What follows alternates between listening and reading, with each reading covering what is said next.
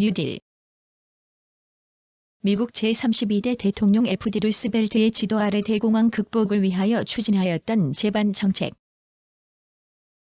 정부가 적극적으로 개입하여 자유주의 경제에 대한 수정을 하였던 점으로 미국 사상 획기적 의의를 가진다. 1929년 10월 24일에 뉴욕 주식시장의 주가 대폭락을 계기로 시작된 경제 불황은 미국 전역에 파급되고 그것이 연쇄적으로 세계적인 대공황으로 확대되었다. 당시의 대통령 H. 후보의 필사적인 방지 대책에도 불구하고 물가는 계속 폭락, 1932년까지 국민 총생산을 1929년 수준의 56%로 떨어뜨리고 파산자가 속출하였다. 이에 따라 실업자가 날로 늘어나 1,300만 명에 이르렀다. 1932년의 대통령 선거는 이와 같은 심각한 불황 속에서 시행되었는데 민주당에서는 당시의 뉴욕 주지사로서 불황 극복에 착실한 업적을 올리고 있던 루스벨트를 대통령 후보로 지명하였다.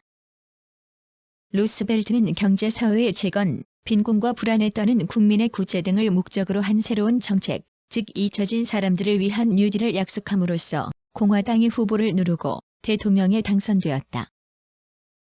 당선 후 1933년 3월 루스벨트는 특별의회를 소집하여 6월 16일까지의 100일 동안 100일회라고 불리는 특별회기 내에 적극적인 불황 대책을 정부 제안의 중요 법안으로서 입법화하였다. 뉴딜 제법안의 작성에 대통령 측근의 경제, 법률 분야에서 진보적인 학자와 전문가 그룹, 즉 브레인 트러스트가 기용된 사실은 유명하다. 이렇게 하여 1933년에 입법화된 주요 정책은 다음과 같다. 1. 긴급은행법을 제정하여 재개 가능한 은행에는 대폭적인 대부를 해줌으로써 금융공황으로부터 은행을 구출하여 은행 업무의 정상화를 도모하였다. 2. 근본 위제를 폐지하고 관리통화법을 도입하여 통화에 대한 정부의 규제력을 강화하였다. 3. 농업조정법을 제정하여 농업의 구제를 도모하였다. 이것은 주요 농산물의 생산 제한으로 과잉 생산을 없애고 농산물 가격의 하락을 방지하여 균형 가격을 회복하려는 의도에서였다. 또 농민에게 자금 원조를 해줌으로써 농업 구제에 대한 시도를 하였다. 4. 전국산업부흥법을 제정하였다. 이것은 각 산업부문마다 공정경쟁 규약을 작성하게 하여 지나친 경쟁을 억제시켰으며 생산 제한, 가격 협정을 인정하고 적정한 이윤을 확보시키는 한편 노동자의 단결권, 단체 교섭권을 인정하는 동시에 최저임금과 최고노동시간의 규정을 약속하여 노동자에 대한 안정된 고용과 임금을 확보하게 하려는 데 그 뜻이 있었다. 5. 테네시강 유역개발공사를 설립하였다.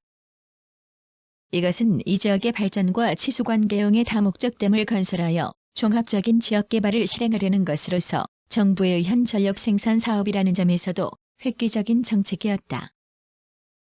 6. 자원보존봉사단, 연방임시구제국을 설립하였다. 이것은 정부 자금에 의한 실업자와 궁핍자의 구제책으로서 설립한 것으로 지방자치단체의 구제활동을 연방정부가 원조하려는 시도이기도 하였다. 34년의 중간선거는 뉴딜에 대한 국민의 지지를 나타내는 것이었으나 경기 회복과 함께 대자본가 측으로부터의 뉴딜 정책에 대한 비판이 커져갔다.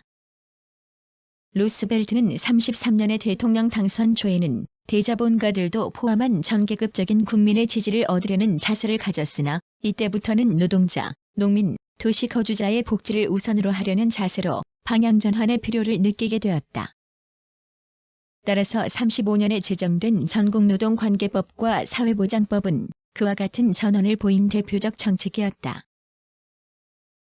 전국노동관계법은 최고재판소의 위헌 판결을 받은 전국산업부흥법에 대체되는 것으로서 제정되었는데 이것은 1938년에 제정된 공정기준법과 함께 노동자의 보호정책 확립에 기반이 되었으며 사회보장법은 실업보험, 노령자 부양보험, 극빈자와 장애자에 대한 부조금제 등을 규정한 것으로 사회보장제도 확립에 기반이 되었다.